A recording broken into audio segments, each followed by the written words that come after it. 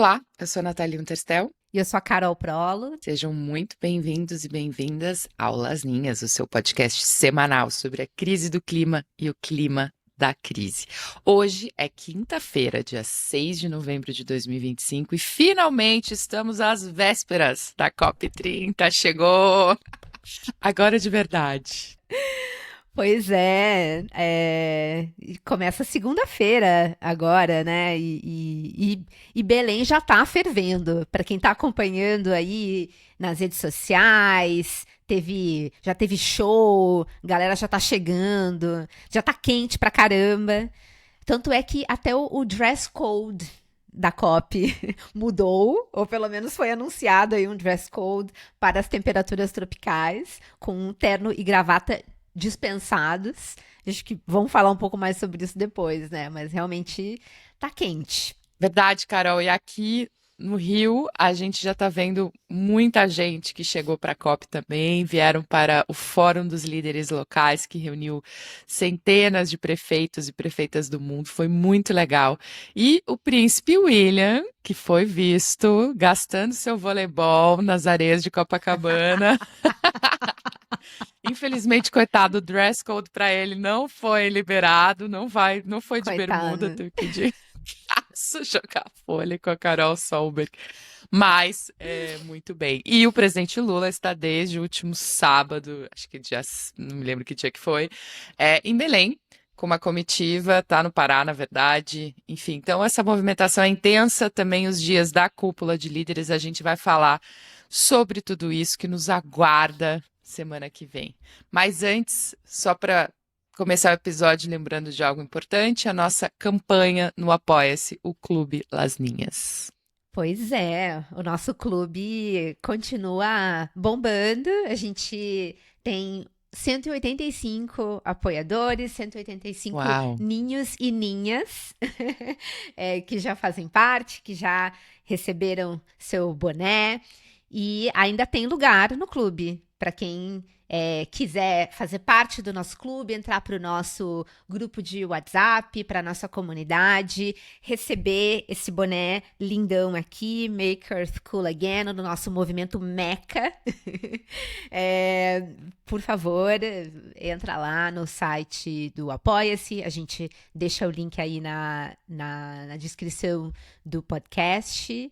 E é isso aí, você apoia uma vez e já faz parte do clube Lasninhas.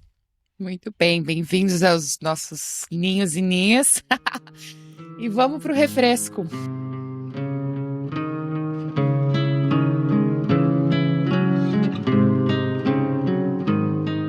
Carol, qual é o seu refresco de hoje?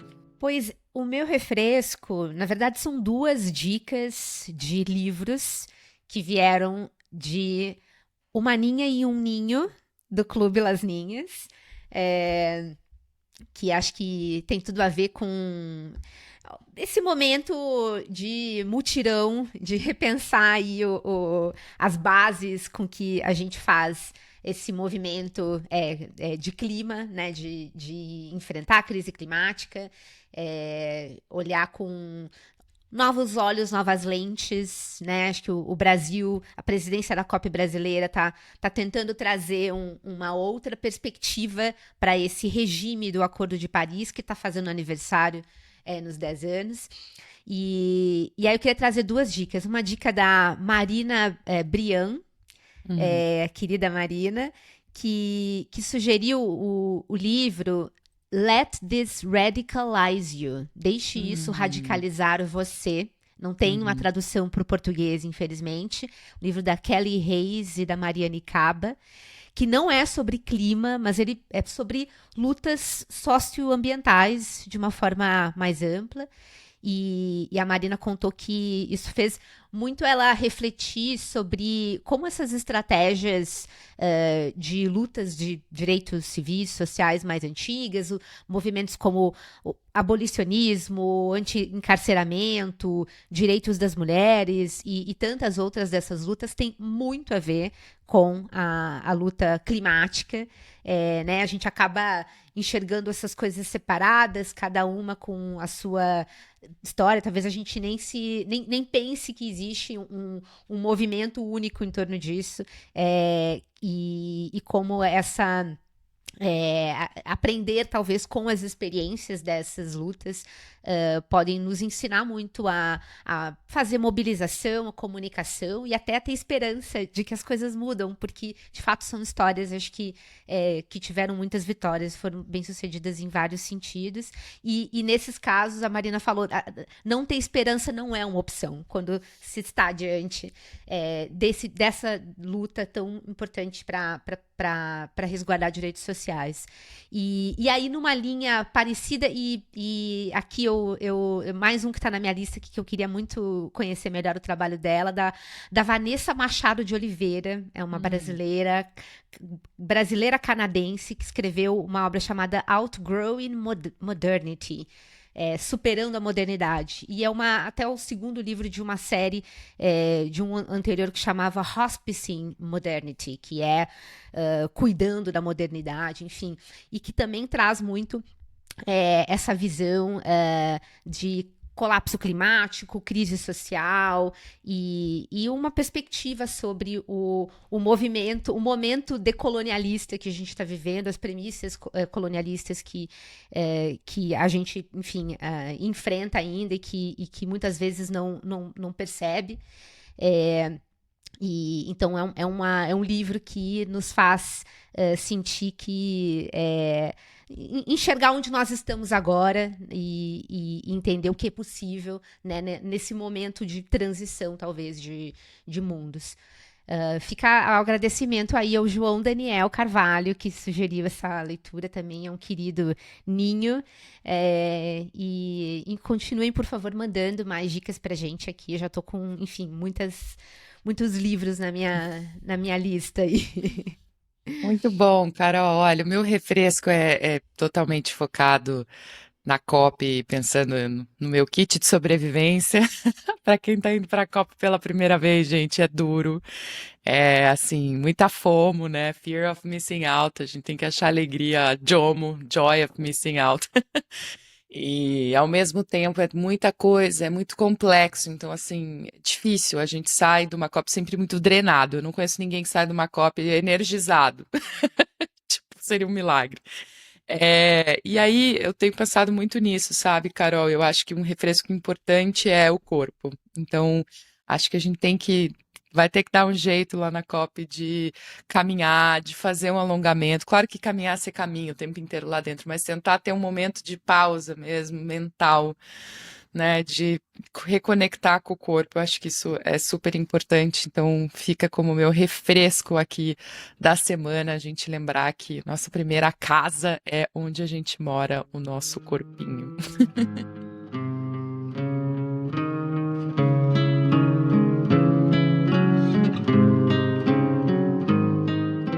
Vamos lá.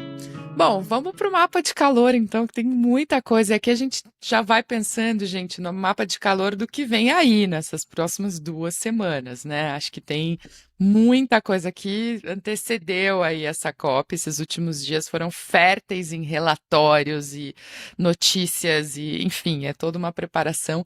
E uma notícia que chegou antes de ontem, logo, enfim, antes desse começo da COP, foram os dados da nova coleção do SEG, que é o Sistema de Estimativa de Emissões e Remoções de Gases de Efeito Estufa, elaborada pelo Observatório do Clima, que foi divulgado, então, nessa segunda-feira. Uma coisa interessante é que a poluição climática, ou seja, as emissões, elas caíram em 2024, graças ao recuo do desmatamento. Mas o relatório projeta que o Brasil não deve atingir a meta climática para 2025. E ainda no pré-COP, né, antes de segunda-feira, tem outras coisas acontecendo na preparação para o começo mesmo das negociações, incluindo a Cúpula do Clima, que acontece entre hoje e sexta-feira, um encontro que vai reunir chefes de Estado de diversos países, numa etapa de alto nível desse processo de negociação e que ajuda a dar o tom, das discussões da COP30.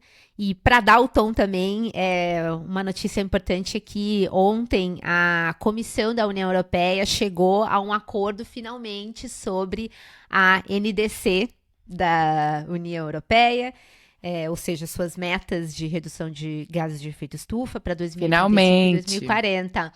Tava mais do que na hora, né? Vamos falar mais sobre isso depois. Bom, em clima de preparação para a COP, a gente vai entrar no detalhe do que vai ser discutido lá, são esperadas 120 decisões.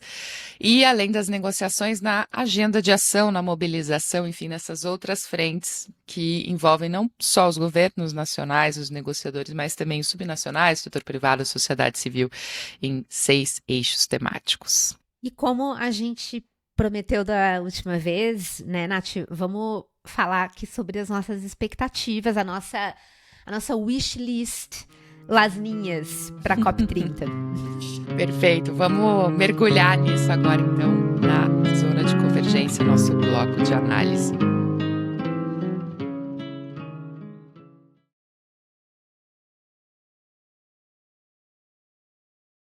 Bom, então vamos começar com meta climática para 2025. Para você que ficou confuso agora, pensando, mas como assim? Tem uma meta para 2025? Pois é.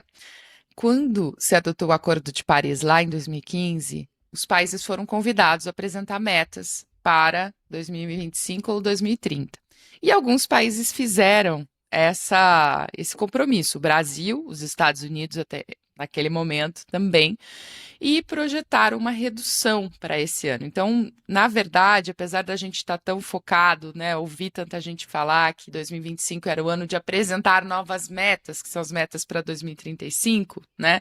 E sim, tudo isso é uma grande confusão em torno das chamadas NDCs, que a gente pode falar daqui a pouquinho, mas tinha um outro lado, que era mostrar resultados, se não neste ano, no ano que vem, né, demonstrando o cumprimento dessas metas. No caso do Brasil, né, é uma boa notícia, não dada oficialmente, porque os dados ainda não vieram do governo, mas vem do SEG, né, que é um sistema independente, é que a gente teve uma redução das emissões no ano de 2024, elas caíram para 2,14 bilhões de toneladas, é muita coisa, tá? Só 7 países emitem mais de 1 bilhão de toneladas por ano. Isso representou uma queda de 16,7%, foi a maior em 16 anos, então ótimos, vamos celebrar, né? Mas, segundo o SEG, ainda assim a gente encerraria, né, o ano passado com, enfim, fora da meta prometida para 2025, né? Se a gente pega, então, essas mais de 2 bilhões de toneladas e tira dela as chamadas remoções, ou seja, aquilo que as florestas estão puxando do ar, né, chupando aí da concentração de gases, a gente tem um saldo de 1,44 bilhões de toneladas, de novo, muita coisa, só 7 países no mundo emitem isso, né? E fica 9% acima do limite prometido para 2025 na nossa primeira NDC, ou melhor, na nossa INDC, que era a sigla na época. Então, a gente não conseguiu compensar, Carol, ainda o aumento, né, da poluição que ocorreu durante os anos do governo Bolsonaro, que realmente nos distanciaram bastante das metas. Ainda no lado positivo, a queda no desmatamento, né, temos que celebrar aí um melhor resultado, enfim, um tetra, como o pessoal da política por inteiro chamou, um tetra, 4 anos de redução consistente, fantástico, mas, lembrando, a gente ainda, enfim, não tem um bom resultado, o resultado prometido para mostrar esse ano. Vamos ter que ver se fechamos uma melhor conta em 2025. E aí acho que também para esclarecer, né, para quem talvez esteja se perguntando, mas o que significa o Brasil não cumprir a sua NDC com data limite aí de 2025, eventualmente, né, o que pode acontecer enfim, tem essa indicação aí. A verdade é que o Acordo de Paris, ele não obriga o cumprimento da meta especificamente, né, que se atinja aquela meta buscada, O que ele obriga é que os países tenham uma meta e que eles adotem todas as medidas cabíveis e necessárias para atingir essa meta. E acho que isso não dá para dizer que não foi feito, pelo menos, né, nesses últimos anos aí de governo. A gente tem evidências de muita política pública, de muitas medidas de, enfim, fiscalização, comando e controle, principalmente no contexto da prevenção, combate ao desmatamento. Então, isso não significa que a gente não está cumprindo o Acordo de Paris, a gente está. E, obviamente, não é fácil, mas o importante é que o governo esteja tomando todas as medidas dentro do seu alcance. E acho que o que a gente vê é que está fazendo muita coisa, mas talvez tenha mais coisa a ser feita ainda. Acho que só mostra a importância das políticas públicas que estão sendo desenhadas, desse plano clima que está sendo desenhado, porque essas medidas vão ter que realmente entregar ou ser capazes de entregar o máximo possível dessas metas que estão sendo assumidas. Sem dúvida, Carol. Acho que é um chamado a aprofundar, né? Não os compromissos apenas, mas a entrega. E a gente só vai saber de fato, gente, se cumpriu ou não cumpriu, em 2026, 2027, quando o Brasil, de fato, soltar os dados oficiais de 2025, comparar com aquilo que tinha sido prometido. E aí também vale a gente voltar, quer dizer, não é a primeira vez que a gente tem uma meta. A gente tinha uma meta em 2020, que, se eu não estou enganada, não foi cumprida, né? Ela tinha um componente de redução de 80% do desmatamento que não aconteceu. Então, a gente tem que, eu acho que, virar um pouco essa conversa na chamada COP da implementação, virar para o, enfim, para, digamos assim, para o balanço de resultados, né? Em vez de só falar de promessas. Então, muito interessante a gente ver como o Brasil chega na COP, né? Com essas decisões de política climática, que obviamente vão ser muito comentadas. E, tem uma dica, inclusive, quem quiser entender, né, tudo que foi feito e não foi feito em políticas climáticas esse ano, a gente lançou a Política Climática por Inteiro, que é um relatório maravilhoso, prévio à COP, depois vai ter a versão atualizada, contando, né, de toda a política de inteligência artificial, a mineração, o que está acontecendo. Vejam lá na politicaporinteiro.org. Mas os outros países também vão chegar com as suas garrafas para vender, né? A China com a sua NDC, com seus bons resultados. Bom, os Estados Unidos não vai, mas os outros países vão chegar com aquilo que tem de melhor para mostrar.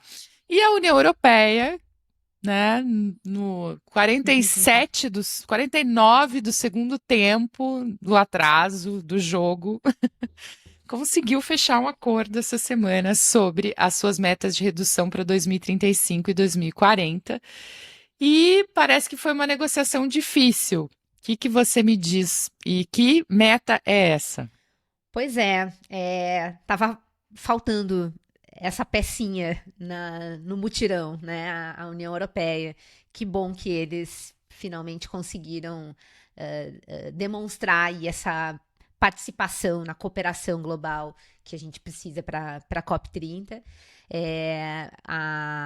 O que aconteceu foi um acordo no nível da Comissão Europeia, dentro de um contexto de negociação que já se estendia há alguns meses, numa proposta de redução de emissões de gases de efeito estufa, redução líquida de emissões de gases de efeito estufa, de pelo menos 90% até 2040 em relação a 1990.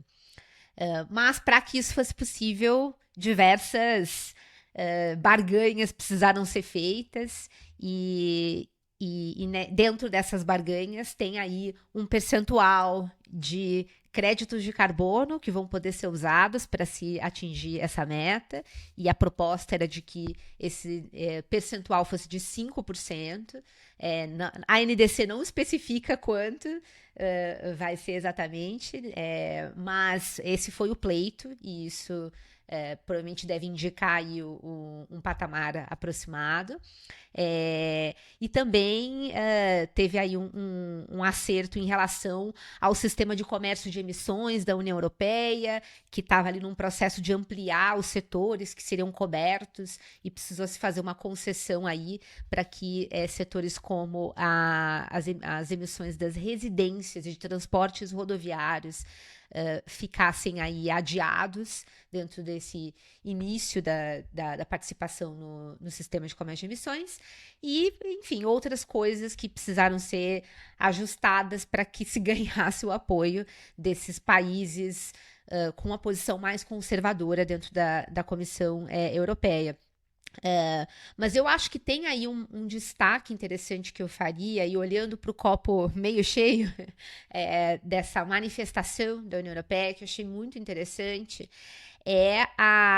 o que constou ali do acordo e depois do que seria submetido aí para a NDC, em relação a como a União Europeia justifica que essa nova meta vai contribuir para incorporar o que foi decidido lá no Balanço Global do Acordo de Paris, em Dubai, né? Lembra que teve aquela decisão de diversas medidas a serem adotadas pelos países nas suas próximas NDCs, incluindo decisões relacionadas a NDCs com metas e com escopos de transição energética, de transição para longe dos combustíveis fósseis, e entre outros aspectos, inclusive de cumprimento da meta de desmatamento até 2030. Então, tem diversas coisas ali naquela decisão do Balanço Global do Acordo de Paris que devem orientar as próximas NDCs dos países, e a União Europeia tentou justificar na sua NDC como ela está implementando essa decisão do Balanço Global do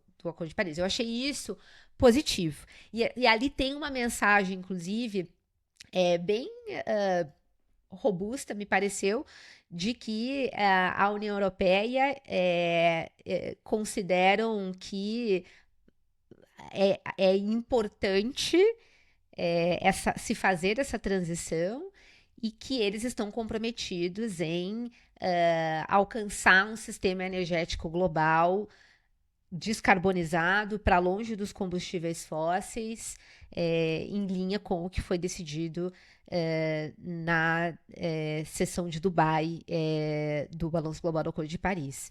Eu tenho aqui a frase completa, eu não vou ler porque ela é longa, mas teve ali realmente uma declaração, sabe, que me pareceu bem forte de quem está comprometido com isso. Obviamente que palavras são palavras, mas tem ali acho que um bom sinal dentro dessa necessidade de um comprometimento na COP30 em relação, inclusive, à agenda de transição para longe dos combustíveis fósseis. Boa.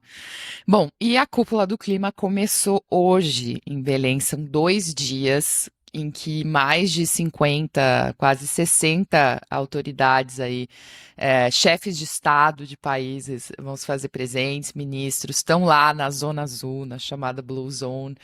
Nesse momento que a gente está aqui gravando o podcast, eles estão na plenária de abertura, mas ao longo desses 2 dias vão haver discussões importantes. A mais aguardada de hoje, quando o podcast sair amanhã, a gente vai saber os resultados, mas é sobre o TFFF, aquele Fundo de Florestas Tropicais para Sempre, em que o Lula, enfim, espera receber aí apoios, né, anúncios de vários países de que vão colocar dinheiro, assim como o Brasil e a Indonésia. E vão também ter discussões importantes, 2 discussões críticas, na sexta-feira, uma que é sobre transição energética e outra sobre os 10 anos do Acordo de Paris, incluindo aí a questão de NDCs e financiamento.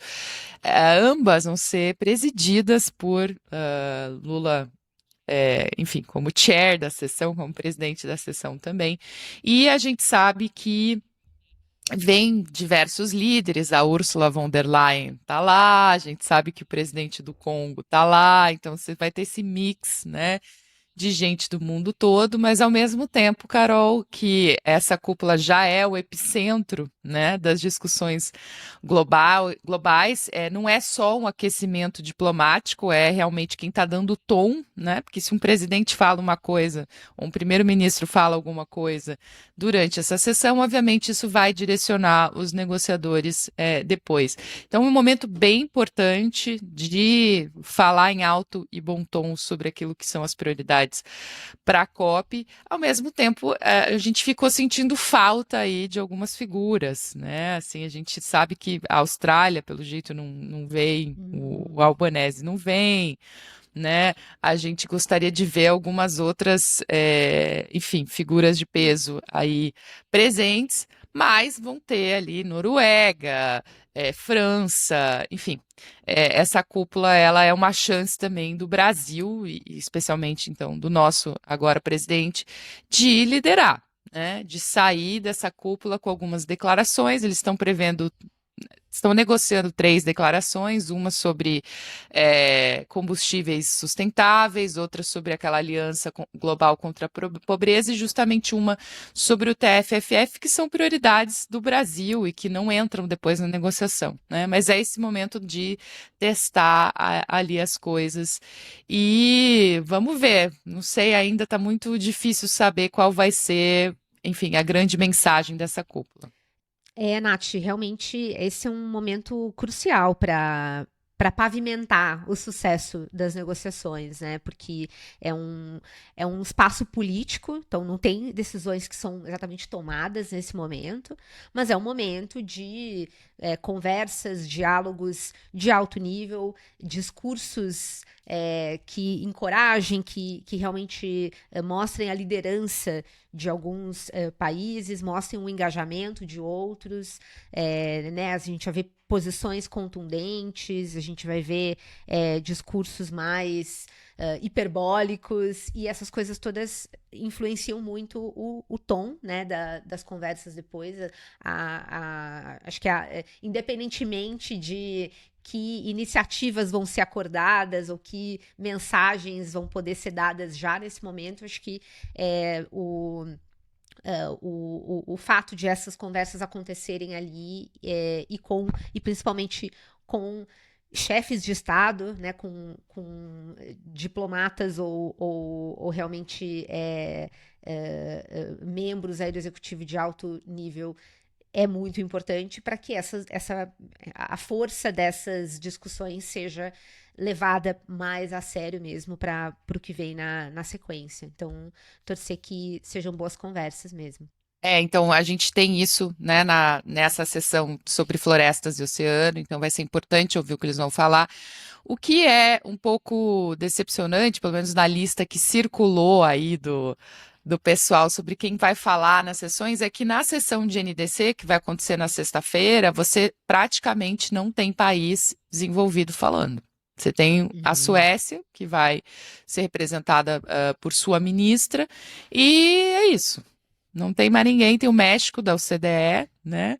Mas a gente não tem. E a Noruega, para fazer jus aqui, a Noruega é o único país cujo primeiro-ministro vai falar. Então, acho que mostra um pouco, né, o quanto a nossa discussão mais importante, que é como é que a gente fecha o gap de ambição, como é que ela está, digamos assim, pouco prestigiada, né, neste momento. Então, isso é importante. Me chamou a atenção também que a cúpula ela não tem uma sessão dedicada para adaptação. Era uma expectativa, a gente queria muito que isso acontecesse, mas não tem. Então, enfim, o que você acha, assim, Carol? Vamos confiar na liderança brasileira e esperar o melhor? Ou você acha que tem alguma coisa muito forte ainda que a gente pode, enfim, cravar dessa cúpula? Olha, eu aprendi nesses anos acompanhando as negociações que tudo pode acontecer. É bom estar preparado para o imprevisível e também manter o otimismo e a esperança, porque milagres acontecem, né? Então, quando tudo parece que está perdido, a gente consegue, nos 45 do segundo tempo, chegar a um acordo que se transformou depois no que é hoje o Acordo de Paris. E aqui, realmente, todo o contexto é muito desafiador para a presidência brasileira. fato de a gente não ter esse engajamento dos países desenvolvidos neste momento é, é muito ruim. Acho que a gente tem que também reconhecer aí o tamanho do desafio, né? E claro, a União Europeia deu um passo importante, assumiu a sua nova NDC, mas com muitas dificuldades e tendo que sustentar aí umas contradições internas, contrariedades internas de forças internas que não querem isso. Então, acho que tá todo mundo tateando, andando, né, com muita cautela nesse momento geopolítico, e isso é algo que tem que permear a nossa leitura também das negociações, né? De que vai ser mais difícil ver discursos ambiciosos, discursos grandiosos e com grandes expectativas, né? Eu acho que provavelmente as palavras vão ser moduladas, os engajamentos vão ser modulados, e o que eu espero é que as costuras possam ser feitas ao longo do processo e que no final a gente consiga ter uma decisão que seja a melhor possível. E, claro, a decisão que a gente precisa, talvez não seja 100% o que a gente precisa, mas que a gente tenha uma boa decisão no final, pelo menos, né? Eu não vou me antecipar aí com enfim, o desespero. Eu acho que tem muita coisa para ser construída daqui até o final. O que é interessante é que é o passo que está acontecendo, né? Essa cúpula com os chefes de Estado em Belém, a gente tem movimentações importantes em São Paulo e no Rio. Aqui no Rio eu participei do Fórum de Líderes Locais, que foi lá no Museu de Arte Moderna, e o clima estava excelente. Estava muito bom, os prefeitos mostrando soluções reais, sabe? A cidade do Rio de Janeiro, por exemplo, foi premiada por conta do protocolo de calor, né, que a gente tem aqui agora, que é uma coisa que tem salvado muitas vidas. Então, um clima fantástico. O Earthshot Prize, que aconteceu a premiação na noite de ontem, foi incrível. Aliás, felicíssima por ter visto aí nossos amigos da Green, que é uma empresa, né, que realmente está mudando aí o mercado da restauração florestal no Brasil. Ganharam o Earthshot para proteção e restauração da natureza, foi assim super emocionante.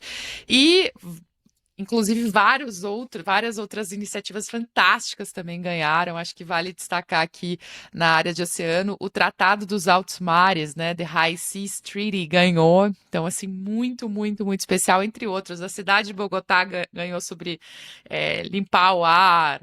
Aí o Lagos Fashion Week, que faz uma Fashion Week totalmente sustentável e quer que todas as Fashion Weeks da África né, sigam a mesma linha, ganhou na parte de construir um mundo livre de resíduos, e finalmente uma iniciativa linda, linda, linda de adaptação em Bangladesh, que chama Friendship, ganhou o Workshop de Fix Our Climate. Então, a gente vê essas coisas muito reais, que estão no nível da política, estão no nível dos negócios, né, estão no nível das comunidades, estão no nível, enfim, das indústrias, dos setores da economia criativa, apresentando soluções, né, e essas lideranças à frente.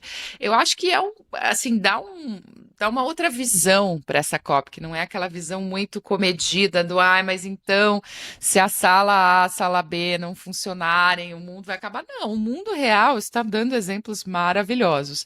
E em São Paulo, nesses próximos dias, a gente sabe que estão acontecendo também vários eventos do setor privado, né, Carol? Não sei se você está acompanhando, mas eu acho que também dá um pouco essa dimensão de que a gente não, né, assim, vamos falar já da agenda da COP, mas eu acho que vem num embalo, talvez até mais interessante que a própria cúpula de líderes. Concordo 100%, Nath. E eu acho que todo esse movimento só dá mais ânimo e esperança para o que vai ser a COP da sociedade civil, do setor privado, dos subnacionais, dos atores não governamentais, né? Que é uma plataforma também da presidência da COP30 do Brasil.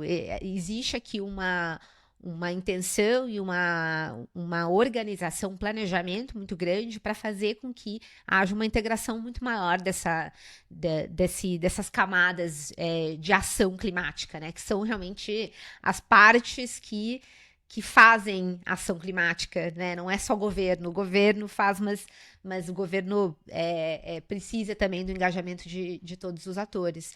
E acho que esses movimentos que são absolutamente voluntários, né? Aí para se dizer que essas iniciativas todas estão acontecendo não dependem da COP, não dependem da Convenção do Clima, não dependem de governo nenhum, são realmente outros atores que estão engajados com a questão climática.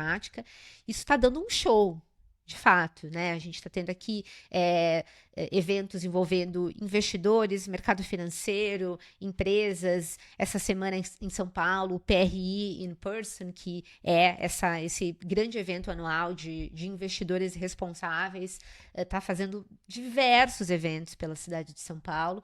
E também a gente vai ter agora, no final dessa semana, um pouquinho, assim, logo quase antes da COP, a gente vai ter o Climate Implementation Summit, que é um evento para engajar o setor privado nessa demonstração de ações de implementação climática pré-COP. Isso acho que se conecta muito realmente com o que a gente vai ver continuar na COP, talvez. Enfim, né, talvez assim essa COP tenha se dividido entre o que aconteceu no Rio e em São Paulo nessas últimas semanas e o que vai continuar acontecendo em Belém, né? Como se a gente tivesse duas fases de um mesmo grande espaço de discussão, de demonstração de resultados e de novas iniciativas e planejamentos para o futuro da ação climática não governamental. Bom, então vamos falar dela, a agenda da COP, que é, na verdade, para quem está acompanhando este podcast desde a sua primeira edição, acho que a gente está no 33º, se eu não estou enganada, 34º episódio. Enfim, tem sido, né, nosso tema onipresente, mas vamos recapitular aqui para todo mundo o que é uma COP e o que tem nessa agenda. Na prática, como a Carol falou, né, a gente sabe que muita coisa acontece antes, mas durante 2 semanas a gente vai ter 2 eventos em um. Uma agenda formal de negociação, em que só os países negociam, mas teremos observadores profissionais que estarão ali, que vão incidir também, e a gente tem, ao redor disso, uma agenda de articulação, né, entre governos, demais públicos, os atores privados, enfim, todo o resto do mundo. Essa outra agenda que é chamada Agenda de Ação, justamente porque ela vai além, né, da agenda formal. Na agenda de negociações, são esperadas 120 decisões, então, assim, vão ter múltiplas salas de negociação ao mesmo tempo, de gênero a comunicações de adaptação. Então, assim, difícil até descrever esse quadro completo. Mas a presidência da COP, ela dedicou atenção, digamos assim, prioritária a 3 mandatos, a 3 assuntos que a gente sabe que precisam de avanço aqui. Um deles é o chamado Balanço Global, o GST, né, essa sigla, que foi concluído lá em Dubai. A gente teve aquela decisão super importante, super forte, e aí ele estabeleceu um diálogo, e esse diálogo não está rolando. Nos últimos anos, esse diálogo não progrediu. A ideia do Brasil é ter uma progressão, digamos, esses caras irem para a mesa e definirem o quê? Definirem que vão implementar, como vão implementar, o que tem aí de consenso sobre implementação para a gente chegar no próximo balanço, né, em 2028, com bons resultados. Então, assim, esse é parece fácil, mas é bem difícil, porque muita gente ficou puxando a corda, países que queriam, né, dado aí que a gente tá vendo tudo que está acontecendo no planeta no momento, queriam falar, bom, não dá para esperar até 2028, com toda a razão. E aí, enfim, o outro assunto que está na mesa é de transições justas. Há uma proposta de criar um mecanismo para isso. Não é uma decisão que expira esse ano, na verdade, o mandato vai até o ano que vem, mas é importante você né, demonstrar avanço nessa seara. E, por fim, o outro assunto cujo mandato, aí sim, ele termina agora e a gente espera que ele seja de fato concluído nessa COP, é o conjunto de indicadores do chamado Objetivo Global de Adaptação, a sigla é GGA, né? E essa é uma agenda bastante técnica do ponto de vista, né, de que teve que se negociar indicador a indicador, agora tem uma lista de 100 com algumas opções, porém muito política, porque cada indicador ali depois vai ser usado para os países dizerem o que estão fazendo, não estão fazendo, e obviamente pode deixar claro, pode, né, expor aí certas fragilidades. Então, uma agenda bem importante, bem difícil de negociar, e, como eu falei, são várias outras coisas na mesa, mas esses são os 3 pontos que o Brasil gostaria de ver avançando agora. Na agenda de ação, aí tem 6 temas, 30 grupos, aí é tudo, né? Eu não tenho tanto a falar. Na negociação, eu acho que a gente está esperando que o Brasil amarre, além desses 3 pontos, né? Vá amarrando todas as demais coisas. E aí vem uma coisa que eu tinha esquecido de falar antes, Carol, muito importante, que é o seguinte: existem essas expectativas de decisão, esses mandatos, inclusive com esses prazos, e tem coisas que não entram na agenda, e aí os países vão ficar tentando fazer entrar, né? Então, por quê? Nesses últimos dias saíram vários relatórios, por exemplo, saiu o relatório do Emissions Gap Report, que é o relatório de brecha, né, das emissões, que cravou que é inevitável, a gente vai cruzar o limite de 1,5 graus. Vai, nessa próxima década, né?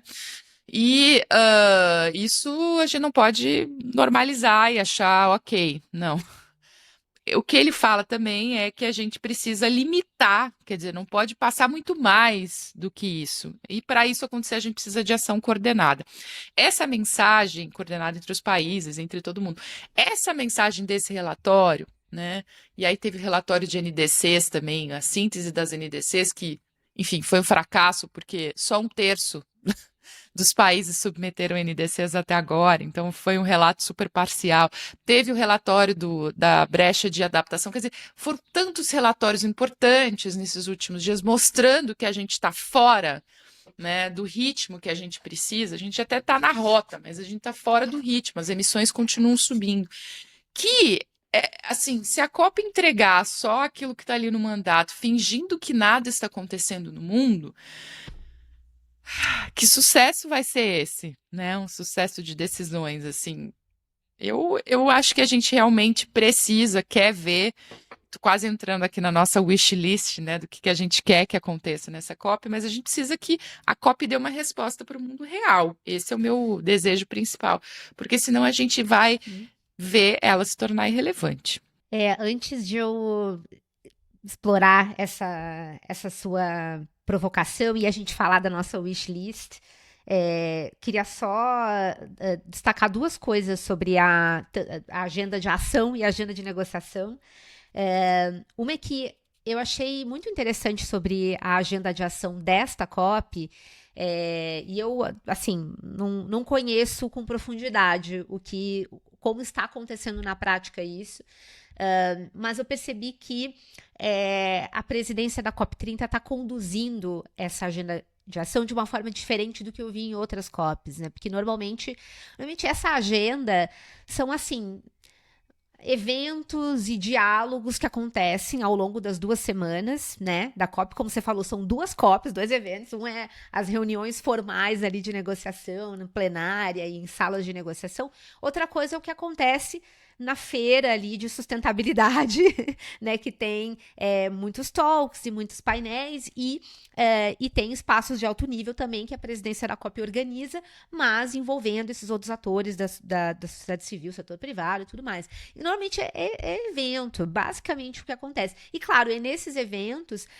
surgem anúncios, iniciativas são criadas, né, e muito com um olhar para o futuro, muito com esse olhar de vamos assumir um compromisso público, declarar alguma coisa que vamos fazer no futuro. Nesse ano, dentro desse espírito de implementação, a presidência da COP está querendo transformar essas conversas da agenda de ação em conversas em torno do que já vem sendo implementado, inclusive das promessas e das iniciativas que foram criadas no passado em outras COPs. E está querendo, de alguma forma, organizar isso para registrar todas essas ações que estão sendo feitas e monitorar a continuidade delas daqui para frente. Então, é nesse sentido que a agenda de ação foi organizada até nesses 6 eixos que você mencionou, né? E são eixos setoriais, energia, florestas, agricultura, enfim, tem diversos setores aí dentro de cada uma dessas caixinhas. E dentro de cada eixo se criou uns grupos de ativação, que é basicamente se agrupou ali essas iniciativas que já existem dentro desses setores para que elas sejam a base do que vai ser tratado nessas 2 semanas, né? E aí essas iniciativas elas vão de certa forma ter uma visibilidade e acho que vai haver algum protagonismo de quem já está fazendo as coisas. Então eu achei interessante isso, uma forma diferente de encarar essa articulação com os atores não governamentais e que pode ser bem promissora, mas assim, espero que não seja só mais um espaço de eventos e sim algo para dar concretude ao monitoramento disso. E na agenda formal, acho que você trouxe de fato os 3 grandes itens que estão ali previstos, que precisam ser definidos nessa COP, porque houve decisões no passado que disseram que esse era o momento dessas decisões acontecerem. Tem uma coisa que não está na agenda de uma forma muito clara, mas que acho que vai permear, que é, de novo, a questão da meta de financiamento climático do ano passado, que foi, enfim, decisão tomada na COP de Baku e que ainda tem uns resquícios de elaboração, porque ficou ali um compromisso de a presidência da COP brasileira junto com a presidência da COP do Azerbaijão de fazer um roteiro para se chegar à meta de 1,3 trilhões de dólares ao ano com uma mobilização global, assim, uma mobilização que envolva não só países, mas também o setor privado. E hoje a gente tem um texto do que seria esse roteiro, houve uma proposta da presidência brasileira junto com a presidência do Azerbaijão, e isso vai ser apresentado, mas não está claro que isso vai efetivamente gerar uma decisão ou como vai se tratar do que foi proposto ali. Mas é alguma coisa, acho que para prestar atenção aí que vai acontecer. E com isso vou puxar nossa lista de sonhos. Você quer começar, Nath? Não, eu queria só puxar isso que você falou antes da agenda de ação, porque quando eu falo, né, a COP tem que dar uma resposta para o mundo, então ela tem que dar para esse mundo, né? Para esse mundo que vai estar reunido, que vai estar lá falando de agenda de ação. Esse mundo tem que entender que então, que veio da negociação vai potencializar o que a gente está fazendo aqui, vai nesse sentido, né, de uma transição mais rápida, vai acelerar a implementação. Então, essas 2 coisas elas têm que se conectar, né? Não dá para uma avançar e a outra não. Elas têm que vir juntas. Acho que esse ponto é bem importante. Vamos então para a nossa wish list, nossa lista de desejos, o que a gente quer que saia da COP. Acho que você pode começar, Carol. Vamos lá, então, uma coisa que a gente não mencionou nessa lista formal das negociações, o que está na agenda e que precisa ser decidido esse ano, porque houve um compromisso dos países de que isso seria decidido, é a questão de o que a gente vai fazer com as NDCs que não foram apresentadas. Né, a gente tem um contingente aí, se não me engano, de 130 países que ainda não apresentaram uma NDC. É muita coisa. E, claro, as que foram apresentadas são deficitárias no que a gente precisa para evitar o aumento de temperatura de 1,5 graus Celsius. E aí, claro, aí tem toda a questão de qual é a mensagem que a gente aqui como sociedade global vai dar em relação ao que a ciência nos está dizendo sobre o limite de 1,5 graus Celsius, né? Como você falou, Nath, saiu esse relatório do PNUD que é super crítico e a gente precisa ter uma discussão de relacionamento sobre isso, né? O que vamos fazer com esse limite que supostamente já está ultrapassado. E isso não está claramente na agenda da negociação. Não sei se dá para tratar dentro da agenda que já está posta em outros itens, mas eu acho que essa é uma resposta que precisa ser dada, né? E tem Concordo. E a vários AUSUS colocou, caminhos as ilhas para colocaram isso. as ilhas Não, pode colocaram uma falar, é proposta um. de item de agenda para isso, então vai estar na mesa.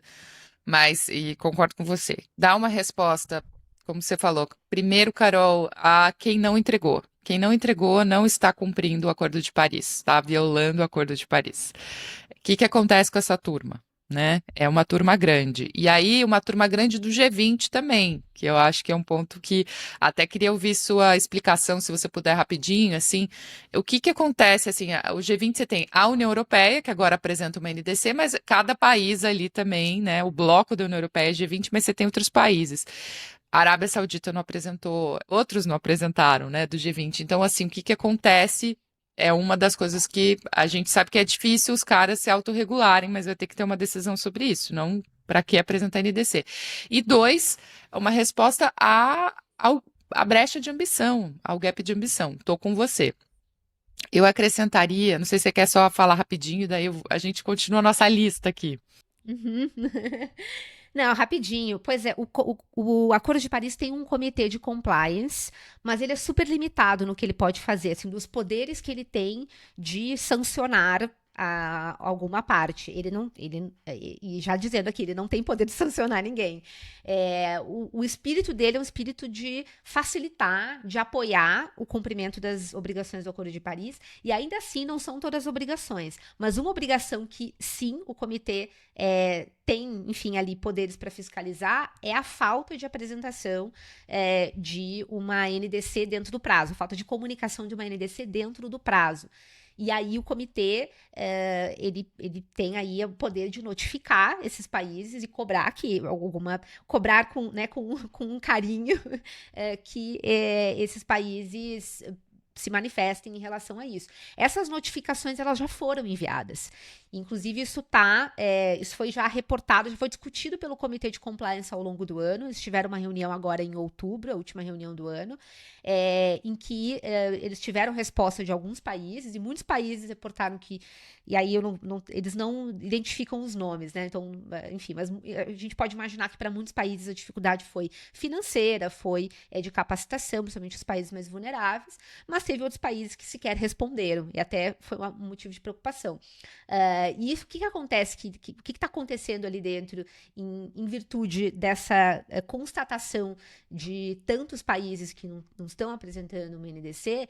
É uma reflexão sobre se tem algum problema sistêmico em relação às NDCs e a apresentação de NDCs, em relação a esse compromisso exatamente, que demande alguma ação das partes conjuntamente.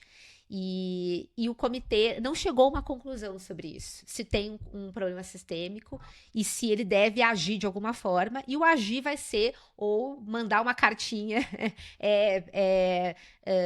dando um puxão de orelha um pouquinho mais forte, ou vai ser reportar para a COP, né, para a Conferência das Partes, para que isso entre para a agenda como um item de negociação futuro. Então, assim, acho que tem uma perspectiva disso ser discutido em algum momento no futuro, mas não está claro nesse momento, pelas discussões do Comitê de Compliance, se isso vai acontecer. Certo. Bom, continuando a nossa lista, eu coloco na mesa que o gap de ambição é prioridade número 1, responder às NDCs, com certeza. Acho que a outra coisa é a transição. Então, a transição energética para enfim, para a saída dos fósseis, ela já foi acordada, a gente não precisa, né, acordar de novo, até porque eu acho que seria difícil, mas precisa de um sinal forte, precisa dizer que a transição é imparável, que a transição é resiliente. Eu espero um sinal político, né? Eu acho que isso é bem importante, porque a gente está vendo né, tanta pedrada, tanta porrada vindo aí, seja do andar de cima aqui do planeta, seja, enfim, da indústria fóssil. Então, eu acho que essa sinalização da transição, e claro, idealmente que a gente tivesse na cúpula já, e depois, enfim, na decisão final, uma sinalização muito clara de como é que a gente vai andar com essa saída dos fósseis, né? Um cronograma, a gente tem alguma. Eu acho difícil, não funciona assim a convenção, mas um sinal forte de resiliência eu acho que é importante. E aí, qual é o seu terceiro ponto aí da wishlist?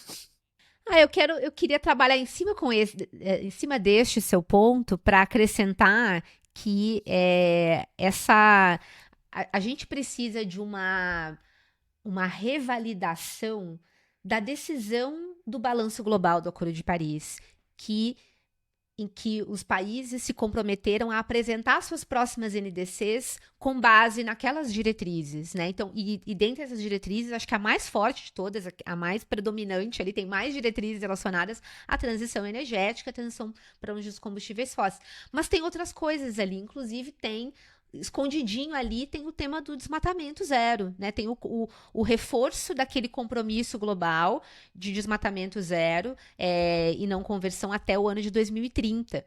Então, seria muito oportuno que nessa COP a gente tivesse uma decisão, como você falou, para de alguma forma planejar ou operacionalizar melhor a forma como a gente vai monitorar se os países estão cumprindo aquilo que foi pactuado no Balanço Global do Acordo de Paris, e de uma forma segmentada, né, olhando para todos os setores, para que a gente consiga ter um monitoramento também sobre o tema de florestas, que é um tema tão importante, principalmente para o Brasil, né? Isso, e aí, inclusive nas suas conexões com a Convenção de Biodiversidade, que sejam estabelecidas se fizer sentido. Boa, olha, o meu quarto ponto aqui para o wishlist é financiamento. Saiu o roteiro Baku Belém, apresentado pela presidência. Para quem não viu, esse foi o material das duas presidências, COP29 e COP30, tentando dizer, tá, qual que é o mapa para a gente chegar em 1,3 trilhão ao ano de dólares em 2035.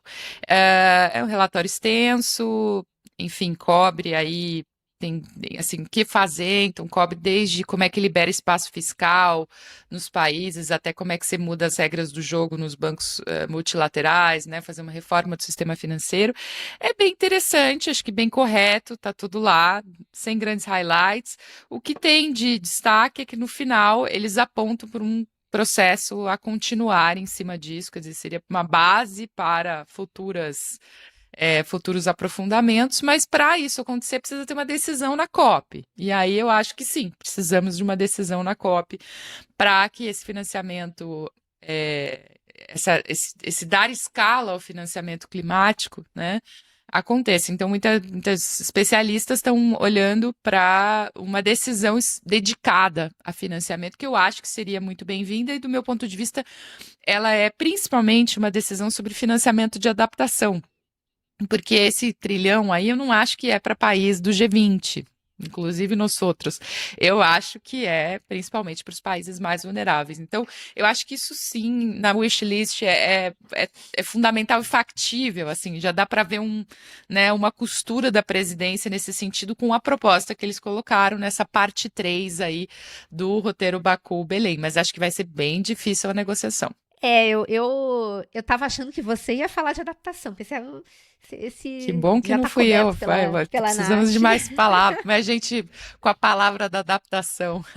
Não, eu sou time adaptação também, totalmente. E é que para mim, assim, realmente está acomodado já que a gente vai ter um resultado, porque é o grande tema na agenda formal que precisa ser decidido nesse ano, né? Os países já concordaram há algum tempo que esse tema seria decidido nesta COP, né? Os indicadores de resiliência climática que vão permitir que se mensure a resiliência climática dos países em diversos aspectos, em diversos setores. e vão permitir que a gente tenha mais dados e condições de tomar as medidas adequadas de mobilização para adaptação, para financiamento, para capacitação, para transferência de tecnologia, principalmente envolvendo os países mais vulneráveis, mas com lições que podem ser também incorporadas, aplicadas no nível local, doméstico, né? Então, eu acho que a grande...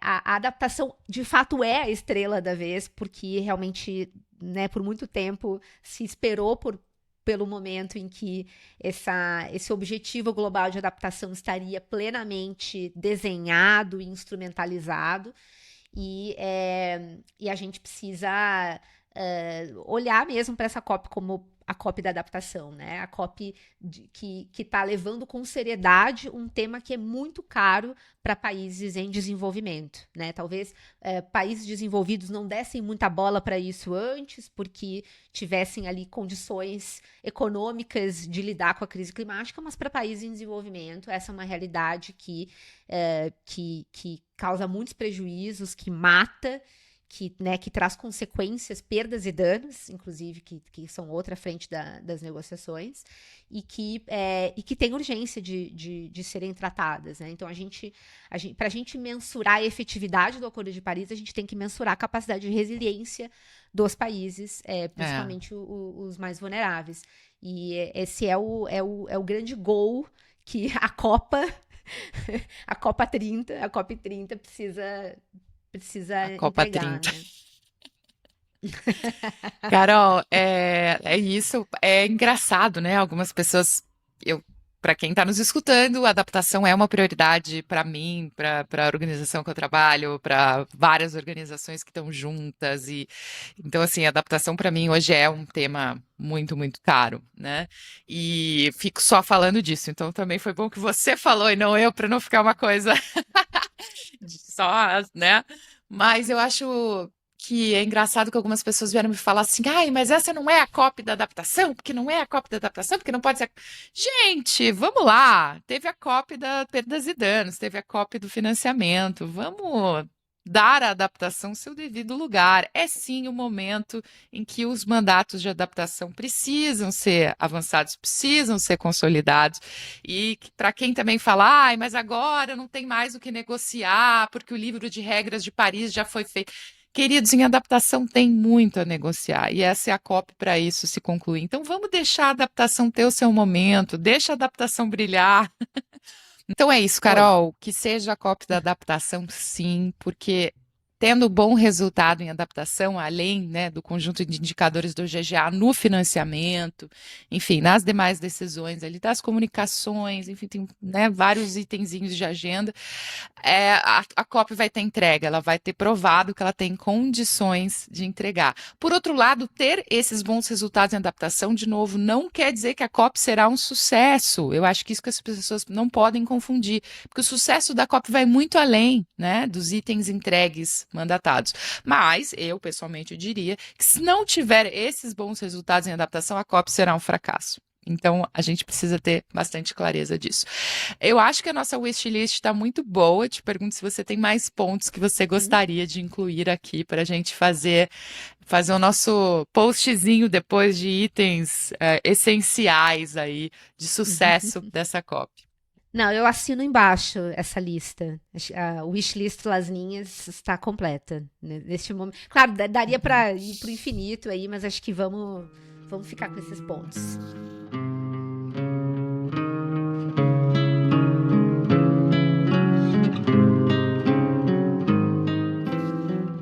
Muito bem, então a gente falou de NDC, transição para longe dos fósseis, falamos do financiamento, falamos de adaptação e estamos esquecendo de alguma coisa aqui dessas quatro? Não, acho Desmatamento que foi zero. desmatamento zero. Desmatamento zero. Desmatamento zero e a gente falou também do GST. Acho que é isso, essa estrutura também, né, do accountability, de prestação de contas pelos países, acho que está bem dentro. E dar resposta para o mundo real, eu acho que é disso que se trata. Bom, gente, é fervo demais o que vai acontecer nessas próximas 2 semanas. A Carol já falou aqui, a COP já dispensou até terno e gravata, né?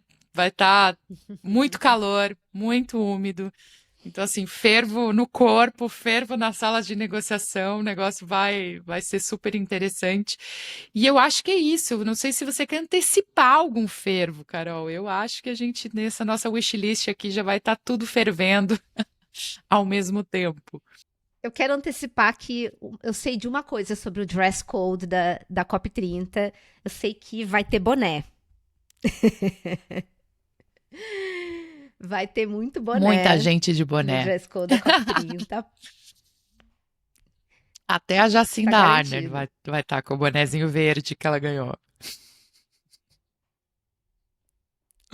Essa aí, coraçãozinho, ficou quentinho quando eu vi essa. Bom, vocês vão ver aí mais Maravilhosa. imagens sobre isso. Muito bom. Gente, eu acho que é isso. Acho que, nossa, é tão bom ver que a COP chegou, sentir que ela vai acabar também. Que COP30 tá quase com a palavra pandemia, ninguém aguenta mais. A gente precisa que isso, né? Vamos girar e vamos resolver. E Oxalá se resolva também onde vai ser a COP31, porque a Turquia e a Austrália não conseguiram chegar num acordo ainda. E para quem fica se Caramba. perguntando, e se não chegarem a um acordo, o que acontece? Acontece o Brasil mais um ano presidente de COP e mais um ano tendo que levar, né, as discussões provavelmente em Bonn. Então, é um fardo pesado aí a se carregar nessa COP, mas vamos com espírito positivo, vamos refrescados na medida do possível, refrescadas para poder fazer o melhor possível e, enfim, confiar aí na inventividade brasileira. E acho que para quem está indo pela primeira vez para uma COP aqui no Brasil, também a dica importante é não se estressar, não se desesperar naquela coisa do FOMO, de querer acompanhar tudo que está acontecendo, seja dos eventos, seja negócios, tem muita coisa acontecendo. Vai ter, assim, vai ter muito evento dentro e fora da COP, vai ter muitas conversas interessantes, eventos artísticos, culturais, e vai ter negociação também para quem trabalha com negociação ou para quem tem curiosidade de assistir ali alguma plenária, alguma reunião. Tem muita coisa para fazer, de fato. E é enlouquecedor querer cobrir tudo, principalmente numa primeira COP. Então, assim, aproveitem, sem estresse, sem pressa, sem ansiedade, só curtam o momento ali, que com certeza qualquer coisa que vocês extraírem aí das oportunidades que tiverem de participar de algumas dessas conversas, vai ter valido muito a pena, e só fazer parte desse movimento vai valer muito a pena, com certeza. Muito bom. Gente, calma, respirem, né? Quem tiver lá no chão acompanhando respiração, tranquilidade na medida do possível, e quem não tiver no chão, estiver acompanhando a distância também, calma, vamos lá, chegou a hora, vamos confiar. E como a Carol já falou aqui em vários episódios, no final tudo dá certo, as mágicas acontecem. Lembra quando você perguntou, você falou para Cristiana Figueires que você achou que no final ali da plenária de Paris não ia rolar? Ela falou, claro, no final a gente dá um jeito. Então, vamos aqui apostar um pouco nessa É coisa meio verdade. divina, meio doida. Enfim, nessa hora a gente tem que apelar aí para as melhores energias. E eu acho que é isso, gente. Estamos chegando aqui ao final desse 34º episódio de Las Ninhas. Tem sido muito bom estar com vocês e estamos também na nossa reta final.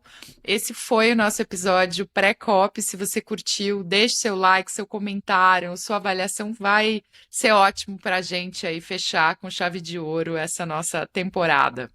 E claro, entrem para o Clube Las Ninhas, via Apoia-se, para ganhar o Super Boné e fazer parte das discussões que estão acontecendo na nossa comunidade. E a gente se vê na COP, né? Nos vemos na COP, todos, todas.